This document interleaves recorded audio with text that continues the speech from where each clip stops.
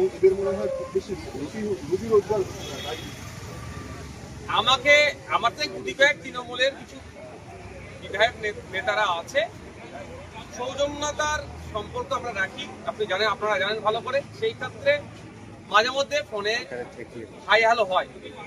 গতকালকে আমাকে এইরকম বেশ কয়েকজন ফোন করে তারা ক্ষোভের সাথেই বলছিলেন যে আমরা এতদিন দল করছি, এত স্যাক্রিফাইস করছি, হঠাৎ করে কেউ আসলো তাকে দলের এত বড় পদে বসিয়ে দিল, এটা কি গণতন্ত্র?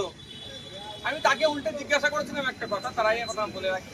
শওকত মোল্লা সাহেবও খুব প্রকাশ করছে যে শওকত মোল্লা সাহেব বড় পদ পাওয়ার জন্য ক্যানিং এ নিরীহ মানুষের উপর অত্যাচার শুধু নয়, ভাঙড়ের মানুষের উপর অত্যাচার, মিথ্যা কেস এবং আমাকে ক্রমাগত ভাষাগত আক্রমণ করে যাচ্ছে, সেও পদ পেল না।